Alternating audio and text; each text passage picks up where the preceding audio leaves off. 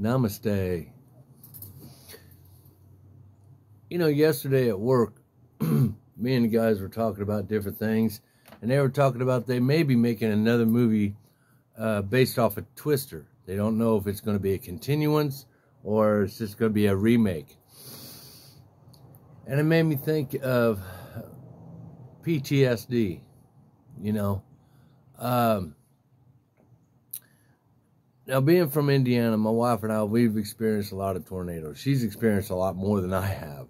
One time she was caught in one about 20 miles outside of St. Louis as she was coming back to Texas, where picked a car up, spun her around, and there was that medium grass field area in between ways to the highway. And I think that because of that drop, it kind of had an effect on the suction of the tornado and it set her car down.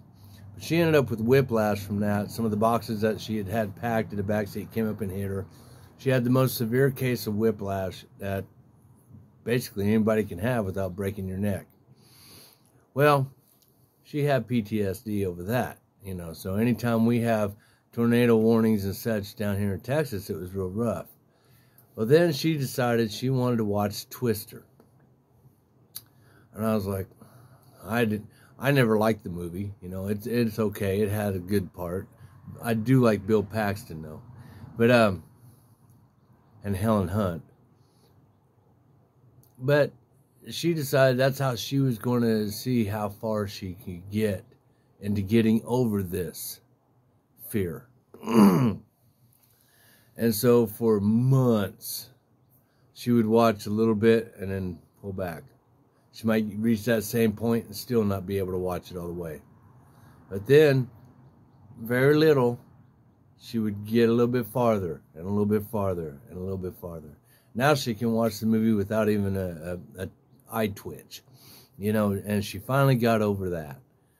And now, you know, she doesn't freak out when we have tornado warnings or watches or the wind gets real bad.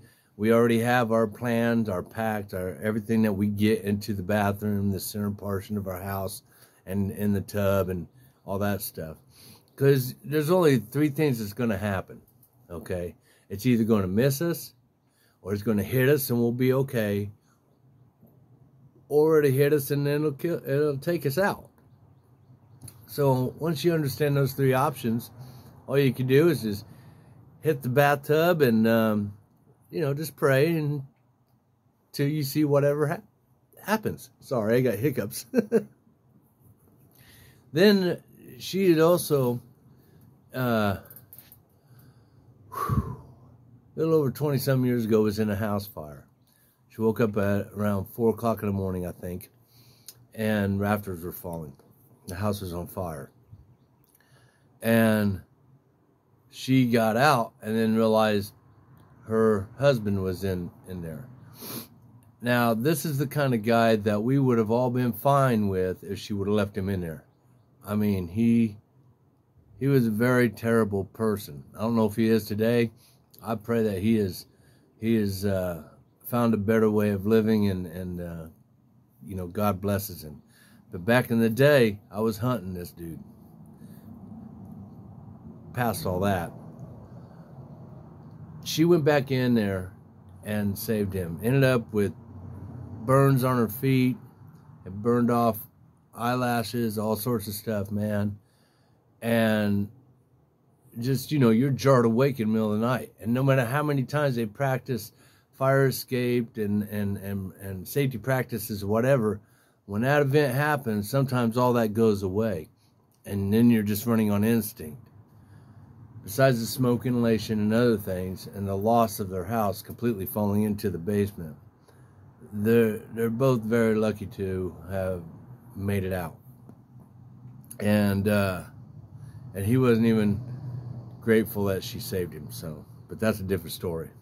So she has that PTSD. Well, one time we had a large wildfire out by Holland, Texas. And across a huge field. And she said, take me out to it. I said, are you sure? She's like, yeah. So we drove out there, and we could see it. And then she was like, okay, I'm ready to go back home. Okay. So we come back home, and as she gets out of the truck, she throws up in the front yard. But from that until now, I am still so very proud of her because she wanted to try to tackle it. And she still isn't over it. However, when we had a wildfire, I think it was last year, out here in front and beside our house, she was out there handing me fire extinguishers, out there throwing a hose over the fence that's next to us that leads to the field that had caught fire. And I was out there hosing that crap down. And she was out, you know, with the police stomping out the little fires, you know. I mean, that, even if she does still have her PTSD, which she does, that is amazing. That is so amazing.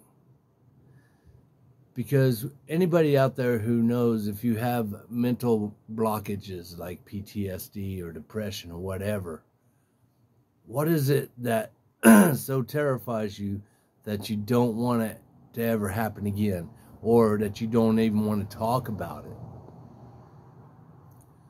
Find somebody who will listen and talk about it. Talk about it with God. Get that out there. And just tell yourself the next time, if it would ever happen again, you're going to be different, because you're going to fight it with everything in your body, because you hate it so much of what it has done with your life since you went through that traumatic experience, and that you're going to just take it on. It's not meaning to not always be wary of things, of your surroundings or whatever. It just means that, man, if I'm going to go out in this world, I'm going to go out fighting. God bless you all. To all my brothers and sisters out there, military and non-military, who deal with these issues, God loves you. I love you. Blessings upon each and every one of you.